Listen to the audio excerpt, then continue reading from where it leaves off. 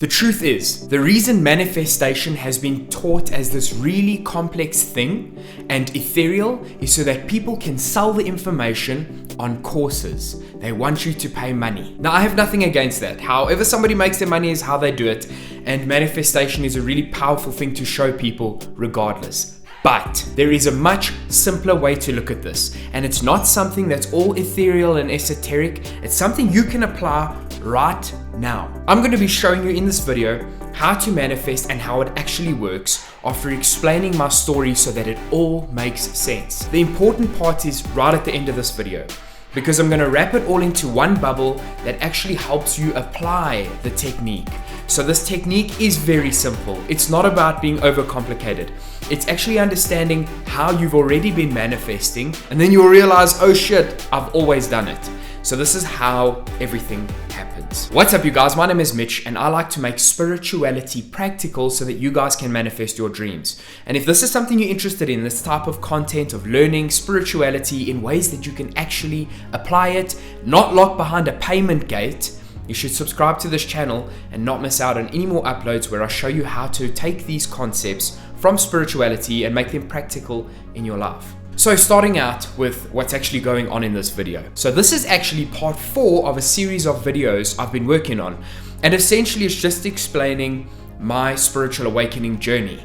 The first video, which you can watch over here, was me going through the awakening. The crappy bits that brought me to this awesome and profound realization. And like I said, it's not ethereal and things like that. So if you want to watch it, that's my spiritual awakening. The second part is literally just the crash. After you have a spiritual awakening, some things change and it's not pleasant. And that's what the second video is about, which you can watch here. Then we get into something really important in spirituality, which is rediscovering yourself and your purpose. It's something that I went through that really changed everything and helped me become a master manifester. And it's something I'm going to teach you in this video because there's no degree, there's no certification.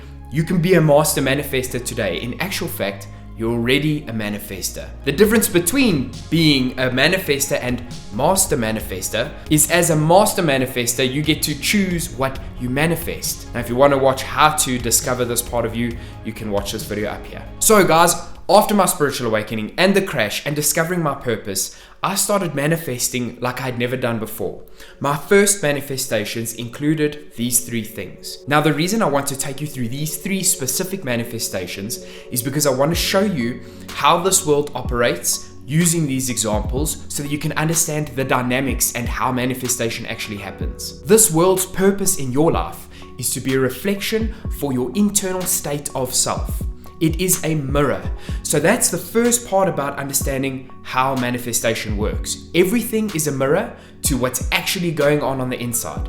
Not the stuff you say with your mouth or your words or your texts or Instagram, because all of that is face value and linked to an identity. Now, the universe uses this world in 3 different places to reflect to you certain levels of yourself. And it can only be these 3 things because that's what exists. It is people, places, and things that are used to be a reflection and representation of you and how you are with others, with things, with places. We don't always know as the actable part in our lives the impact that we are having on the world, people, and places. So these people, places, and things in the world are there to show us the impact we're actually having based on how we treat ourselves internally. So if you do not love yourself above all, you will not have people around you who love you with that intensity. You won't have that reflection. But if you take care of yourself and you authentically value yourself, you will see that by things, people, and places around you, because it becomes a frequency match. So that's the next part, right? Is the frequency match. Things in this world are a frequency match to ourselves, and other people who are on the same frequency will resonate and become part of our story. And they are there as a gift and a lesson to teach us how to love ourselves more. Now, the whole purpose of this is so that spiritually we can grow, spiritually we can be more abundant, because true value is not in things, people, and places, it's within us. So this value within us is something we can come to realize, and when we go, oh my word, the best joy that I can possibly experience only really exists in the chemical reaction of my brain Joy cannot be experienced except for within my brain. And we come to that realization and we're like, dope, I can feel what I want to feel. Then we get to experience that true joy. So when we realize the values within and we go, it's all in me, I am the value that I'm trying to experience, then we will get the reflection of those things in this natural world. It will be shown to us through things, people, and places. So the first thing that I manifested, and I'm doing this in order of how long it took me to manifest them. I broke up with my ex. We were together for 4 years. We had a 1.5 year break with no communication, nothing happening in between. We weren't seeing each other. We weren't speaking. And I just decided I wanted to feel the feeling of being in love. I had this awakening and realization, as I've just explained. And I was like, how does it feel again to be in love? I miss it. I was with other girls and things like that, but I didn't feel that feeling of being in love. And when I remembered and realized again, like, oh, that feeling is happening within me, I just decided to feel in love again. And I felt that feeling and I said, this is my state of being. This is my state of self. And whatever happens didn't matter because I realized that the true value was within me. And so I just felt that feeling. 2 weeks later, my ex messaged me and said, can we please go for a milkshake and chat? And she wanted to get back together. We've been back together nearly 4 years now and things are so much better than they were the first time around. It has been incredible. That feeling of being in love has been allowed to stay there because that is what's attracted her back. That frequency match is what called her back. So there's the person, and that took me 2 weeks to get her back. The next was my first dream car. I'm seriously a petrol head. I love cars. I love experiencing driving fast, nice engine noises. It's just something I really enjoy. And it was 2 months after deciding I had that feeling that the car came. And the story is actually pretty cool. I had a Toyota 86. I'll put it on the screen so you can see. This was also one of my cars that I really loved. But it was a project car that I never got to building the project on. And I drove this car down to the coast in South Africa. And I remembered that, hold on, the fun is in me anyway. If I have the car, it's not going to change the fun that I get to experience. So I can just experience it now without it. And the way I did that was by putting all of my senses into the moment, into this experience of like the imaginary car.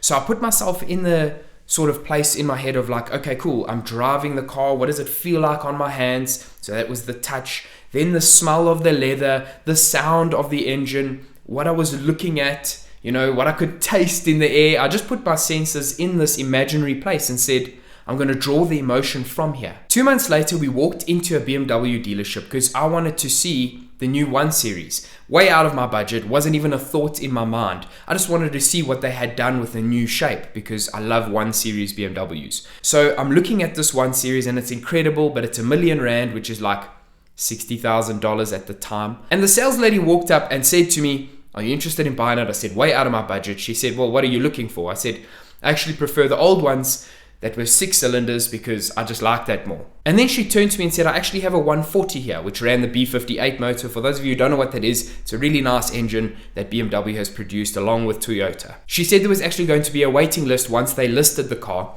I said, how do I beat the waiting list? And she said, pay a deposit. The deposit was like $750, so like 15,000 Rand. It wasn't crazy. I was like, okay. And they gave me the best valuation on my Toyota. My payment in for this BMW was less than what I could get a Polo or a Ford Fiesta with, which I'll put on the screen so you guys can see what those cars were. So I got one of my dream cars in 2 months in the perfect situation because I was telling the universe this is what I'm feeling. So this is my authentic state of self. Lastly was the place I wanted to be, which was in Los Angeles pursuing my music. So I felt the feeling of what I believed it would be to be in Los Angeles pursuing my dream. I then got invited to perform at a conference there in Anaheim at the convention center, which was like a competition in front of a whole bunch of Hollywood agents.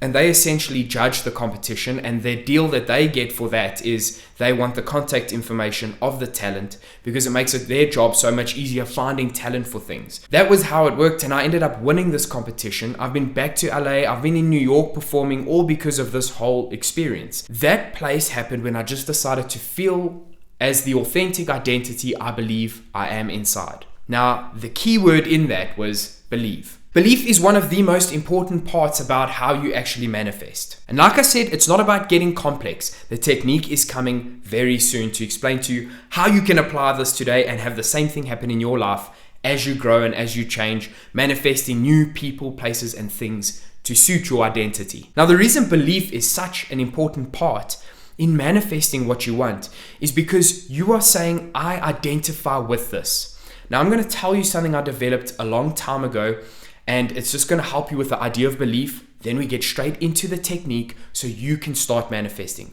If you've enjoyed this so far and you don't want to miss out on more uploads and help me grow this channel, don't forget to hit the subscribe button. And if you have any thoughts, the best part is I respond to every single comment. So if you have questions or insults, whatever it is, leave them in the comments. I will get back to you. I saw belief in one of my meditations as something really incredible. And it just made a lot of sense, and I hope it does for you too. Belief has this pyramid, this hierarchy. And I believe right at the bottom it's an idea. That's what happens when we're about to believe in something. It's this idea that we have about how something works or who we are, whatever the case is, it's an idea. The second stage of believing in something is to be a skeptic of your own idea. So you sit there and you fact check it for yourself. You see, does this align with my beliefs? Does it align with the way things work? Can I believe in it? And you have your own version of being a skeptic of your idea. The third stage is believing. Now that's where you believe it to be true. So you have this certain acceptance of it exists, it is true. The fourth stage, which we are taught is the last stage, but I think there's one above it, which is faith. This is where we integrate the belief into our everyday life, whether you see it as religion or just things that happen in the world. Faith is where you take belief and make it a part of you. The last stage, the missing step about believing, is a sense of knowing. And I'm going to show you how this works in just a second. I'm going to ask you a question, and I want you to instantly answer the phone. Even if I can't hear it, I want you to answer it to show you how cool this is. What color is grass? Now, I know you sat there and went green, unless you were trying to joke around and say purple. But I know you said green. Did you need to go outside and make sure? Did you need to hold any sense of hope that the grass was actually green to say it was green? Or did you just know it was green? You didn't need to fact check it. You didn't need to do anything. You know grass is green. That same sense of knowing is not only based on factual things happening around you. You can apply that feeling of knowing the grass is green, the sky's blue. You can apply that feeling to anything you want in your life. You can say, I know I am abundant, and feel the feeling of knowing it without needing to verify it. Now, what is that going to put you into? It's going to put you into a step after the thing you want. And to manifest, it's really important to be at the step after. If you're in that place of excitement, I want to get it, I want to get it, I want to get it, that want to get it interrupts you. Now, here we get into the actual technique of manifesting to wrap it all into one bubble. Manifesting requires being it first. You are already it, so there's no work you need to do. It's not like you need to become it. You are that frequency at your core. What you need to do is let go of the things that are interrupting it, that are blocking it, that are disrupting or distorting it. Your frequency already is whole and complete. When you come into the realization of that, that becomes the signal to call in things from the world. Now, I figured something out really, really cool. Our minds think. They're on thought all day, all the time, running a million thoughts all the time. If you go into a state of meditation, the whole point is to quieten that down or observe this chaos. That's what you're doing. You're becoming the watcher of what happens, and in so doing, it drops it and calms it down. Now, the reason I bring this example up for you is because you can get into the state of realizing what you're thinking before you think it. By that I mean, you will feel what level you're at. You might be a bit frustrated, and then you will see that will propel all of these thoughts.